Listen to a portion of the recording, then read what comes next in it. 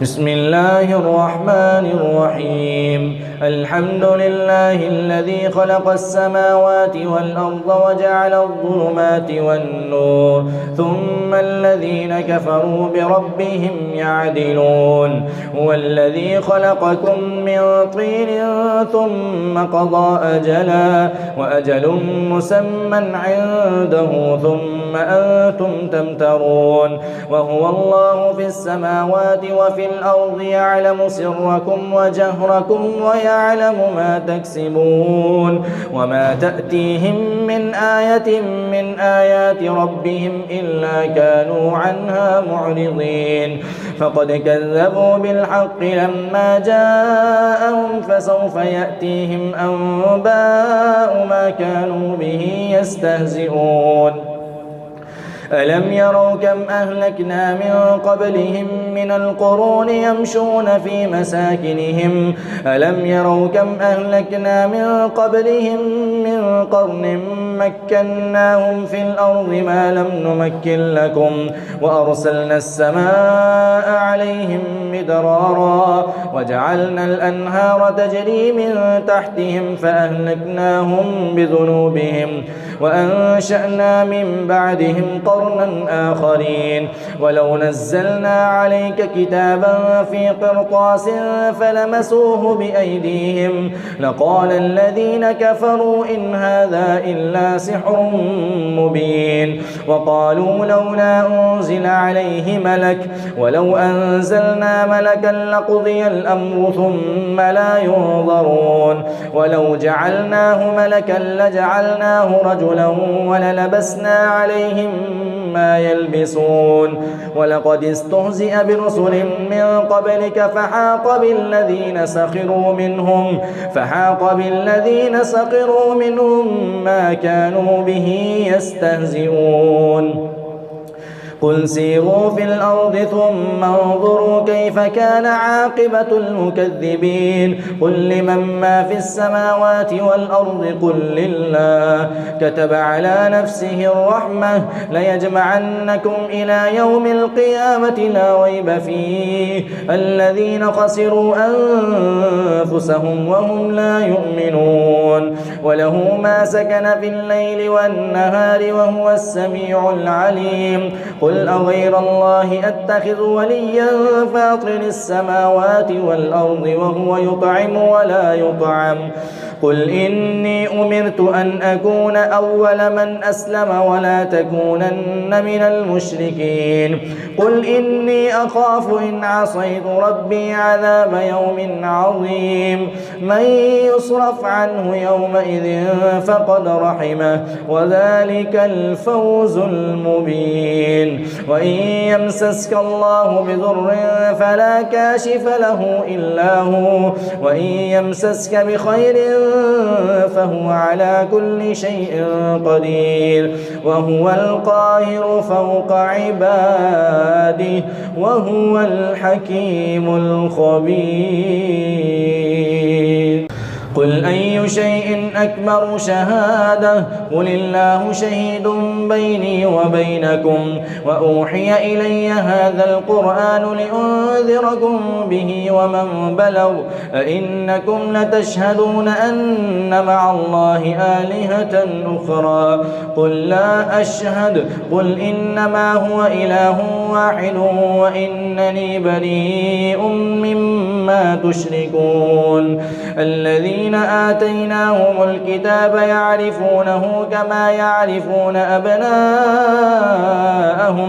الذين خسروا أنفسهم فهم لا يؤمنون فمن أظلم ممن افترى على الله كذبا أو كذب بآياته إنه لا يفلح الظالمون ويوم نحشرهم جميعا ثم نقول للذين أشركوا أين شركاؤكم الذين كنتم تزعمون ثم لم تكن فتنتهم إلا أن قالوا والله ربنا ما كنا مشركين انظر كيف كذبوا على أنفسهم وضل عنهم ما كانوا يفترون ومنهم من يستمع إليك حتى إذا جاءوك يجادلونك يقول الذين كفروا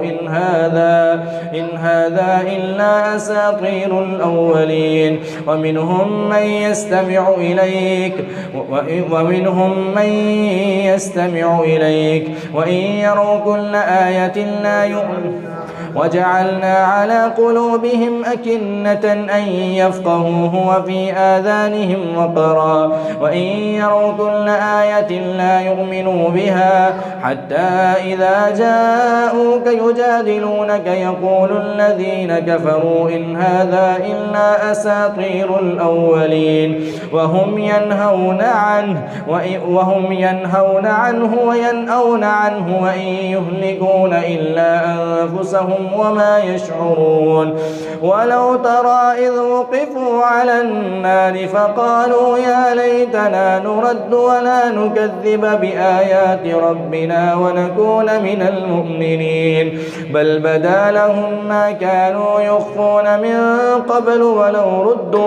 ولو ردوا لعادوا لما نهوا عنه وإنهم لكاذبون وقالوا إن هي إلا حياتنا الدنيا نموت ونحيا وما نحن بمبعوثين ولو ترى إذ وقفوا على ربهم قال أليس هذا بالحق قالوا بلى وربنا قال فذوقوا العذاب بما كنتم تكفرون قد خسر الذين كذبوا بلقاء الله حتى إذا جاءتهم الساعة بغتة قالوا يا حسرتنا على ما فرطنا فيها وهم يحملون أوزارهم على ظهورهم ألا ساء ما يزرون وما الحياة الدنيا إلا لعب وله وللدار الآخرة خير للذين يتقون أفلا تعقلون قد نعلم إنه ليحزنك الذي يقولون فإنهم لا يكذبونك ولكن الظالمين بآيات الله يجحدون ولقد كذبت رسل من قبلك فصبروا على ما كذبوا وأوذوا حتى أتاهم نصرنا ولا مبدل لكلمات الله ولقد جاءك من نبأ المرسلين وإن كان كبر عليك إعراضهم فإن استطعت أن تبتغي نفقا في الأرض أو سلما في السماء فتأتيهم بآية ولو شاء الله لجمعهم على الهدى ولكن أكثرهم يجهلون ولو شاء الله لجمعهم على الهدى فلا تكونن من الجاهلين إنما يستجيب الذين يسمعون والموتى يبعثهم الله ثم إليه يرجعون وقالوا لولا نزل عليه آية من ربه قل إن الله قادر على أن ينزل آية ولكن أكثرهم لا يعلمون وما من دابة في الأرض ولا طائر يطير بجناحيه إلا أمثالكم ما فرطنا في الكتاب من شيء ثم إلى ربهم يحشرون والذين كذبوا بآياتنا صم وبكم في الظلمات من يشاء الله يضلله ومن يشاء يجعله على صراط مستقيم قل أرأيتكم إن أتاكم عذاب الله أو أتتكم الساعة أغير الله تدعون إن كنتم صادقين بل إياه تدعون فيكشف ما تدعون إليه إن شاء وتنسون ما تشركون ولقد أرسلنا إلى من قبلك فأخذناهم بالبأساء والضراء لعلهم يتضرعون فلولا إذ جاءهم بأسنا تضرعوا ولكن قست قلوبهم وزين لهم الشيطان ما كانوا يعملون فلما نسوا ما ذكروا به فتحنا عليهم أبواب كل شيء حتى إذا فرحوا بما أوتوا أخذناهم بغتة فإذا هم مبلسون فقطع دابر القوم الذين ظلموا والحمد لله رب العالمين قل أرأيتم إن أخذ الله سمعكم وأبصاركم وختم على قلوبكم من إله غير الله يأتيكم به انظر كيف نصرف الآيات ثم هم يصدفون قل أرأيتكم إن أتاكم عذاب الله بغتة أو جهرة هل يهلك إلا القوم الظالمون وما نرسل المرسلين إلا مبشرين ومنذرين فمن آمن وأصلح فلا خوف عليهم ولا هم يحزنون والذين كذبوا بآياتنا يمسهم العذاب بما كانوا يفسقون قل لا أقول لكم عندي خزائن الله ولا أعلم الغيب ولا أقول لكم إني ملك إن أتبع إلا ما يوحى إلي قل هل يستوي الأعمى والبصير أفلا تتفكرون وأنذر به الذين يخافون أن يحشروا إلى ربهم ليس لهم من دونه ولي ولا شفيع لعلهم يتقون ولا تطرد الذين يدعون ربهم بالغداة والعشي يريدون وجهه ما عليك من حسابهم من شيء وما من حسابك عليهم من شيء فتطردهم فتكون من الظالمين وكذلك فتنا بعضهم ببعض ليقولوا أهؤلاء من الله عليهم من بيننا أليس الله بأعلم بالشاكرين وإذا جاءك الذين يؤمنون بآياتنا فقل سلام عليكم كتب ربكم على نفسه الرحمة أنه من عمل منكم سوءا بجهالة ثم تاب من بعده وأصلح فأنه غفور رحيم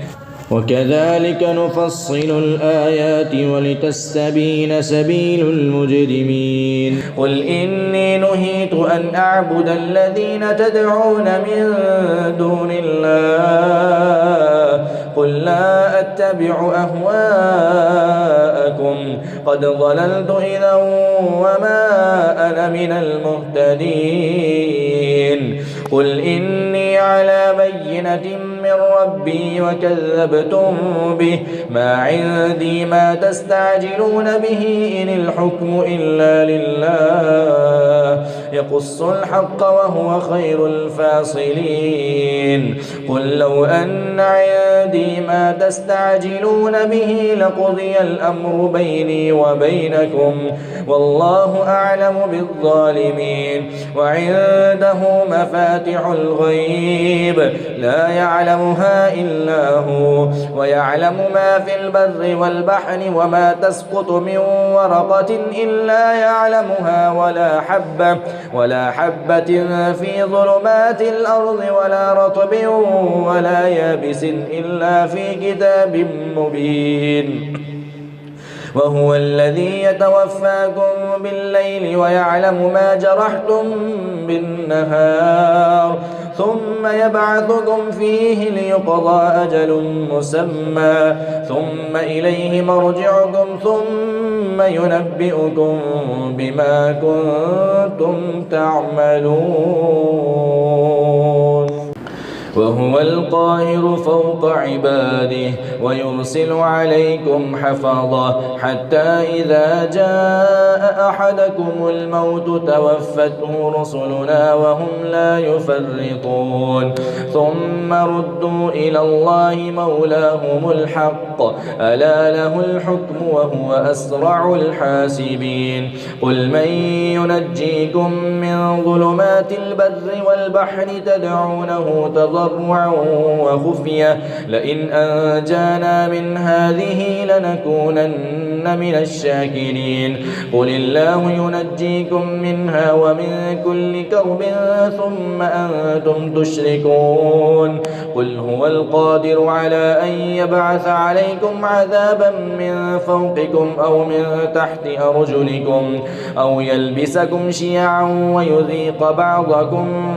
بأس بعض انظر كيف نصرف الآيات لعلهم يفقهون وكذب به قومك وهو الحق قل لست عليكم بوكيل لكل نبأ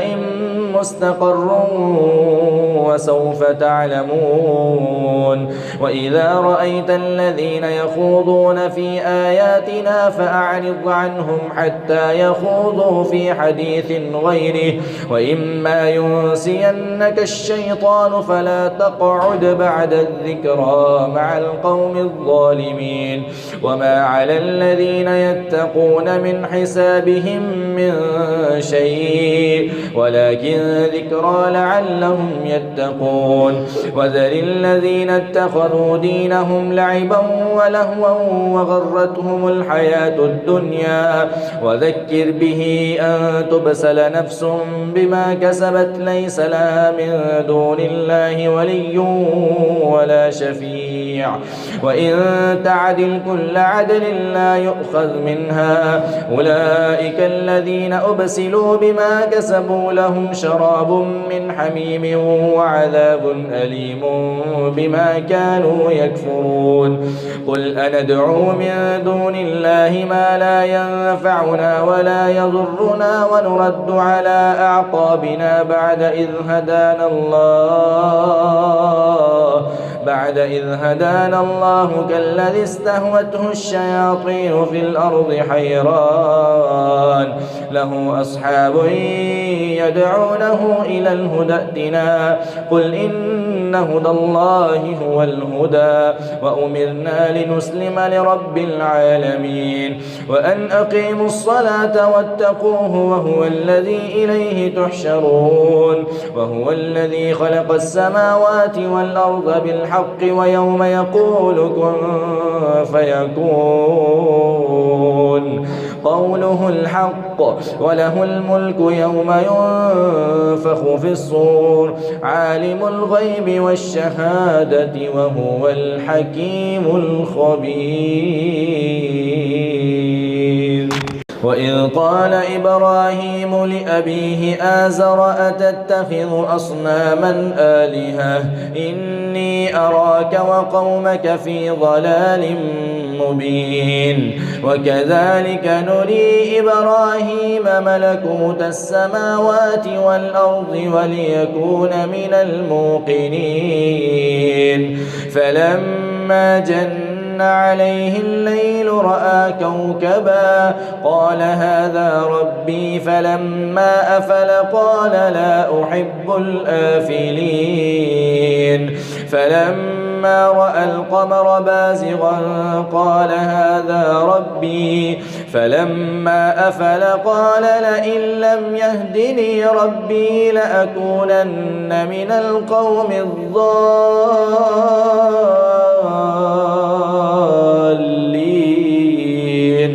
فلما رأى الشمس بازغة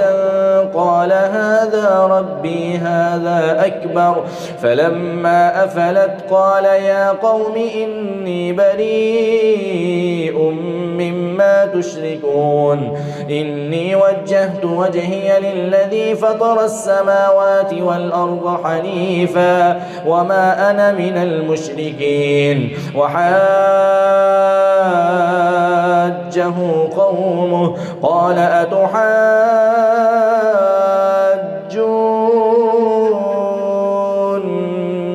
في الله وقد هدان ولا أخاف ما تشركون به إلا أن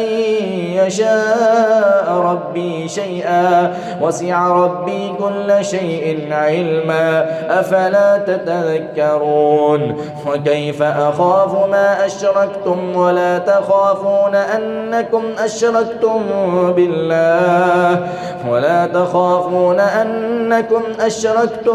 بالله ما لم ينزل به عليكم سلطانا فأي الفريقين أحق بالأمن إن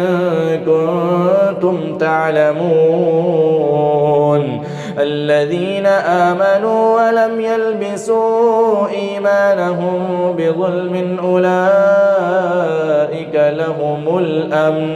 أولئك لهم الأمن وهم مهتدون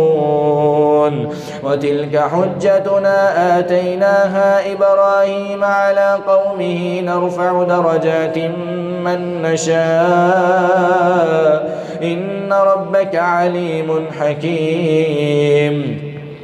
ووهبنا له إسحاق ويعقوب كلا هدينا ونوحا هدينا من قبل ومن ذريته داود وسليمان وأيوب ويوسف وموسى وهارون وكذلك نجزي المحسنين وزكريا ويحيى وعيسى وإلياس كل من الصالحين وإسماعيل واليسع ويونس ولوطا وكلا فضلنا على العالمين ومن آبائهم وذرياتهم وإخوانهم واجتبيناهم وهديناهم إلى صراط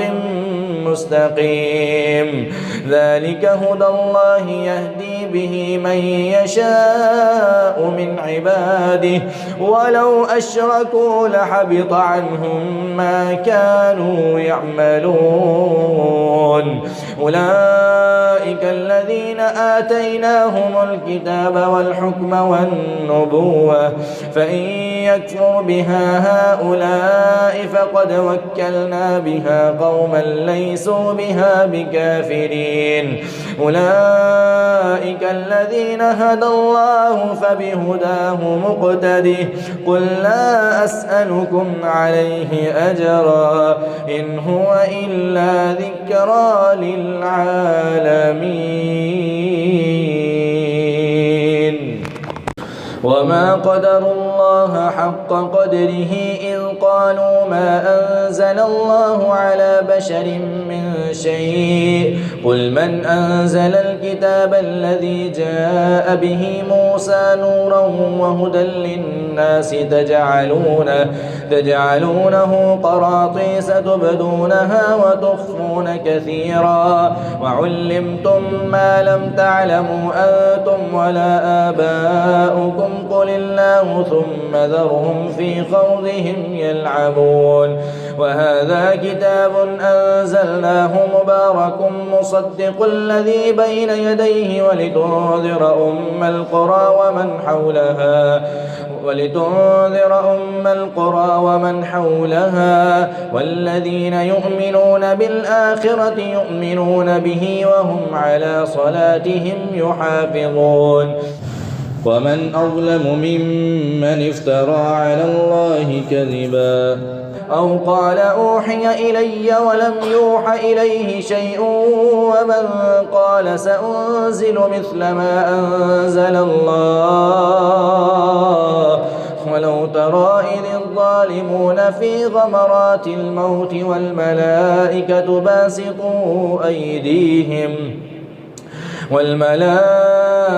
باسطوا أيديهم أخرجوا أنفسكم اليوم تجزون عذاب الهون بما كنتم تقولون على الله غير الحق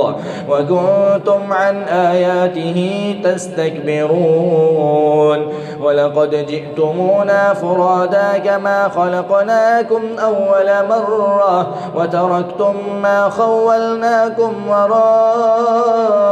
ظهوركم وما نرى معكم شفعاءكم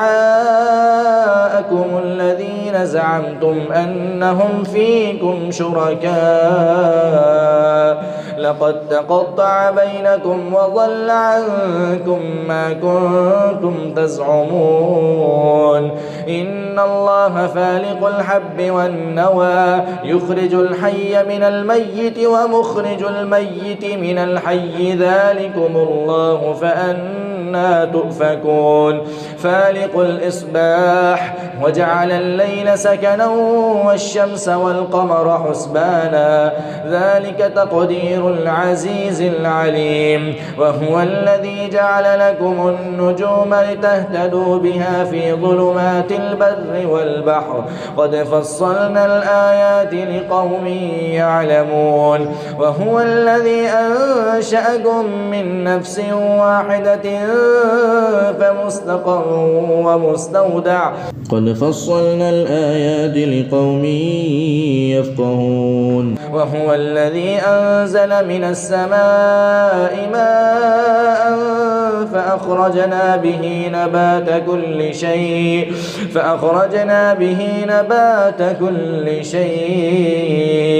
فأخرجنا منه خضرا نخرج منه حبا متراكبا ومن النخل من طلعها قنوان دانية وجنات من أعناب والزيتون والرمان مشتبها وغير متشابه انظروا إلى ثمره إذا أثمر وينعه إن في ذلكم لآيات لقوم يؤمنون. وجعلوا لله شركاء الجن وخلقهم وخرقوا له بنين وبنات بغير علم سبحانه وتعالى عما يصفون. بديع السماوات والأرض أنى يكون له ولد ولم تكن له صاحبة وخلق كل شيء وهو بكل شيء عليم. بديع السماوات والأرض أنى يكون له ولد ولم تكن له صاحبة وخلق كل شيء وهو بكل شيء عليم. ذلكم الله ربكم لا إله إلا هو خالق كل شيء فاعبدوه وهو على كل شيء وكيل. لا تدركه الأبصار وهو يدرك الأبصار وهو اللطيف الخبير. قد جاءكم بصائر من ربكم فمن أبصر فلنفسه ومن عمي فعليها وما أنا عليكم بحفيظ. وكذلك نصرف الآيات وليقولوا درست ولنبينه لقوم يعلمون. اتبع ما أوحي إليك من ربك لا إله إلا هو وأعرض عن المشركين ولو شاء الله ما أشركوا وما جعلناك عليهم حفيظا وما أنت عليهم بوكيل ولا تسبوا الذين يدعون من دون الله فيسبوا الله عدوا بغير علم كذلك زينا لكل أمة عملهم ثم إلى ربهم مرجعهم فينبئهم بما كانوا يعملون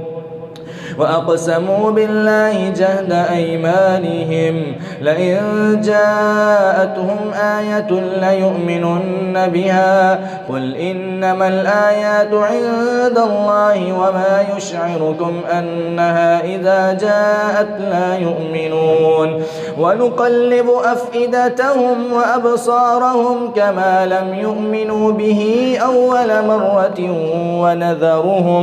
ونذرهم في طغيانهم يعمهون ولو أننا نزلنا إليهم الملائكة وكلمهم الموتى وحشرنا عليهم كل شيء قبلا ما كانوا ليؤمنوا إلا أن يشاء الله ولكن أكثرهم يجهلون وكذلك جعلنا لكل نبي عدوا شياطين الإنس والجن يوحي بعضهم إلى بعض زخرف القول غرورا ولو شاء ربك ما فعلوه فذرهم وما يفترون ولتصغى إليه أفئدة الذين لا يؤمنون بالآخرة وليرضوه وليقترفوا ما هم مقترفون أفغير الله أبتغي حكما وهو الذي أنزل إليكم الكتاب مفصلا والذين آتيناهم الكتاب يعلمون أنه منزل من ربك بالحق فلا تكونن من الممترين وتمت كلمة ربك صدقا وعدلا لا مبدل لكلماته وهو السميع العليم وإن تطع أكثر من في الأرض يضلوك عن سبيل الله إن يتبعون إلا الظن وإن هم إلا يخرصون إن ربك هو أعلم من يضل عن سبيله وهو أعلم بالمهتدين فكلوا مما ذكر اسم الله عليه إن كنتم بآياته مؤمنين وما لكم ألا تأكلوا مما ذكر اسم الله عليه وقد فصل لكم ما حرم عليكم إلا ما اضطررتم إليه وإن كثيرا ليضلون بأهوائهم بغير علم إن ربك هو أعلم بالمعتدين وذروا ظاهر الإثم وباطنه إن الذين يكسبون الإثم سيجزون بما كانوا يقترفون ولا تأكلوا مما لم يذكر اسم الله عليه وإنه لفسق وإن الشياطين ليوحون إلى أوليائهم ليجادلوكم وإن أطعتموهم إنكم لمشركون أومن كان ميتا فأحييناه وجعلنا له نورا يمشي به في الناس كمن مثله في الظلمات ليس بخارج منها كذلك زين للكافرين ما كانوا يعملون وكذلك جعلنا في كل قرية أكابر مجرميها ليمكروا فيها وما يمكرون إلا بأنفسهم وما يشعرون. وإذا جاءتهم آية قالوا لن نؤمن حتى نؤتى مثل ما أوتي رسل الله الله أعلم حيث يجعل رسالته سيصيب الذين أجرموا صغار عند الله وعذاب شديد بما كانوا يمكرون. فمن يرد الله أن يهديه يشرح صدره للإسلام ومن يرد أن يضله يجعل صدره ضيقا حرجا كأنما يصعد في السماء كذلك يجعل الله الرجس على الذين لا يؤمنون. وهذا صراط ربك مستقيما قد فصلنا الآيات لقوم يذكرون. لهم دار السلام عند ربهم وهو وليهم بما كانوا يعملون. ويوم يحشرهم جميعا يا معشر الجن قد استكثرتم من الإنس وقال أولياؤهم من الإنس ربنا استمتع بعضنا ببعض وبلغنا أجلنا الذي أجلت لنا قال النار مثواكم خالدين فيها إلا ما شاء الله إن ربك حكيم عليم. يا معشر وكذلك نولي بعض الظالمين بعضا بما كانوا يكسبون. يا معشر الجن والإنس ألم يأتكم رسل منكم يقصون عليكم آياتي وينذرونكم لقاء يومكم هذا قالوا شهدنا على أنفسنا وغرتهم الحياة الدنيا وشهدوا على أنفسهم أنهم كانوا كافرين. ذلك أن لم يكن ربك مهلك القرى بظلم وأهلها غافلون ولكل درجات مما عملوا وما ربك بغافل عما يعملون. وربك الغني ذو الرحمة إن يشأ يذهبكم ويستخلف من بعدكم ما يشاء كما أنشأكم من ذرية قوم آخرين إنما توعدون لآت وما أنتم بمعجزين. قل يا قوم اعملوا على مكانتكم إني عامل فسوف تعلمون من تكون له عاقبة الدار إنه لا يفلح الظالمون.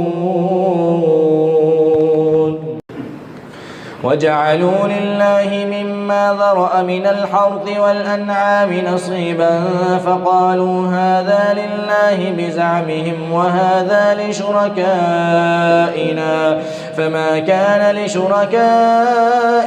فلا يصل إلى الله وما كان لله فهو يصل إلى شركائهم ساء ما يحكمون. وكذلك زين لكثير من المشركين قتل أولادهم شركاؤهم ليردوهم وليلبسوا عليهم دينهم ولو شاء الله ما فعلوه فذرهم وما يفترون. وقالوا هذه أنعام وحرث حجر لا يطعمها إلا من نشاء بزعمهم وأنعام حرمت ظهورها وأنعام لا يذكرون اسم الله عليها افتراء عليه سيجزيهم بما كانوا يفترون. وقالوا ما في بطون هذه الأنعام خالصة لذكورنا ومحرم على أزواجنا وإن يكن ميتة فهم فيه شركاء سيجزيهم وصفهم إنه حكيم عليم. قد خسر الذين قتلوا أولادهم سفها بغير علم وحرموا ما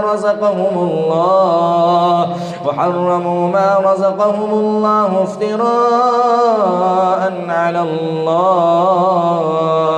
قد ضلوا وما كانوا مهتدين. وهو الذي أنشأ جنات معروشات وغير معروشات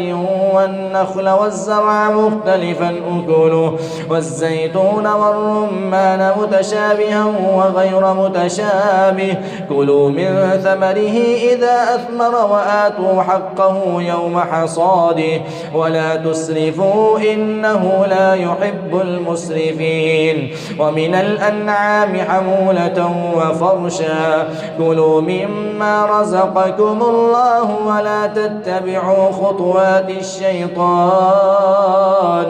إنه لكم عدو مبين. 8 أزواج من الضأن 2 ومن المعز 2 قل الذكرين حرم أم الأنثيين أم اشتملت عليه أرحام الأنثيين نبئوني بعلم إن كنتم صادقين.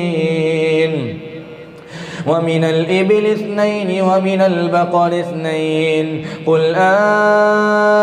الذكرين حرم أم الأنثيين أم اشتملت عليه أرحام الأنثيين أم كنتم شهداء إذ وصاكم الله بهذا فمن أظلم ممن افترى على الله كذبا ليضل الناس بغير علم إن الله لا يهدي القوم الظالمين.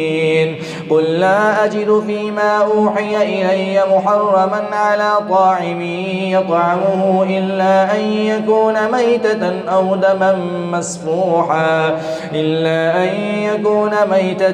دما مسفوحا أو لحم خنزير فإنه رجس أو فسقا أهل لغير الله به فمن اضطر غير باغ ولا عاد فإن ربك غفور رحيم. وعلى الذين هادوا حرمنا كل ذي ظفر ومن البقر والغنم حرمنا عليهم شحومهما إلا ما حملت ظهورهما أو الحوايا أو ما اختلط بعظم ذلك جزيناهم ببغيهم وإنا لصادقون. فإن كذبوك فقل ربكم ذو رحمة واسعة ولا يرد بأسه عن القوم المجرمين. سيقول الذين أشركوا لو شاء الله ما أشركنا ولا آباؤنا ولا حرمنا من شيء كذلك كذب الذين من قبلهم حتى ذاقوا بأسنا قل هل عندكم من علم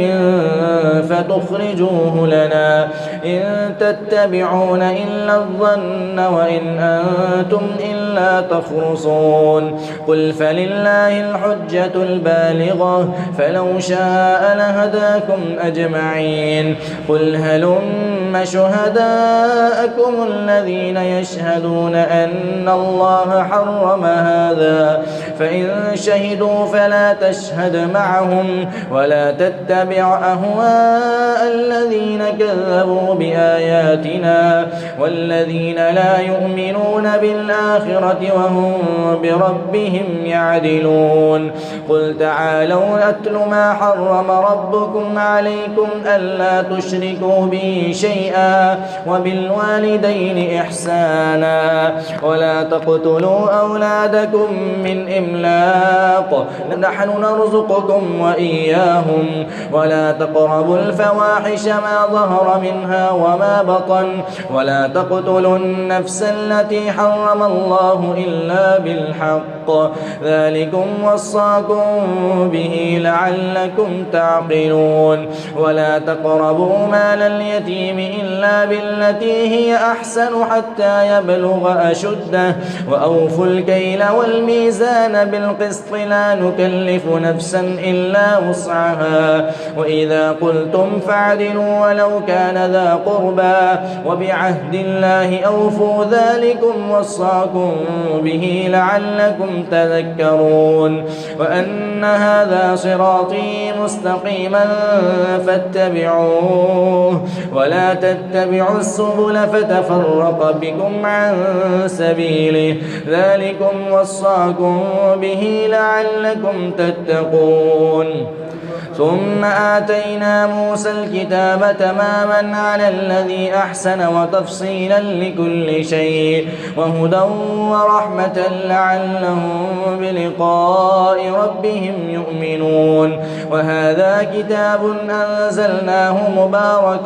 فاتبعوه واتقوا لعلكم ترحمون أن تقولوا إنما أنزل الكتاب على طائفتين من قبلنا وإن كنا عن دراستهم لغافلين أو تقولوا إنما أنزل علينا الكتاب لكنا أهدى منهم فقد جاءكم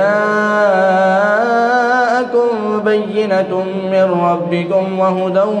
ورحمة فمن أظلم ممن كذب بآيات الله وصدف عنها سنجزي الذين يصدفون عن آياتنا سوء العذاب بما كانوا يصدفون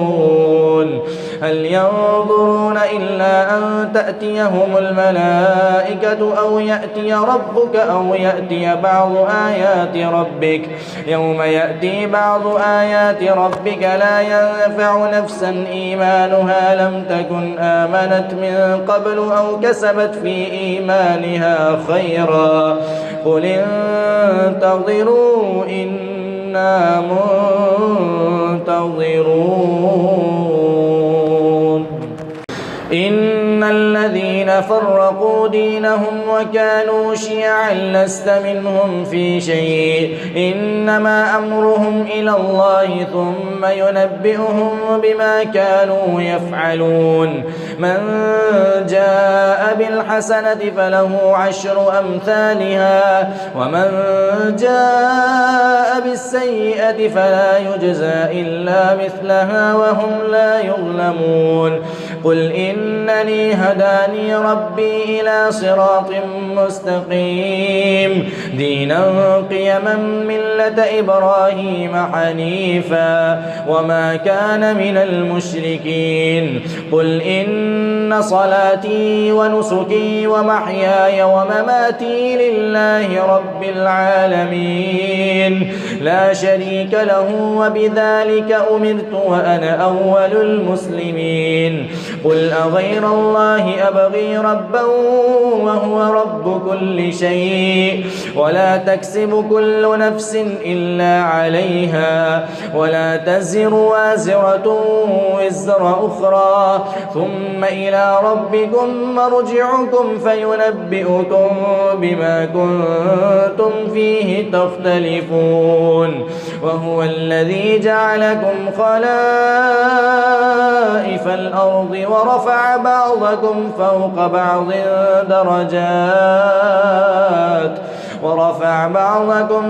بعض درجات ليبلوكم فيما آتاكم إن ربك لسريع العقاب وإنه لغفور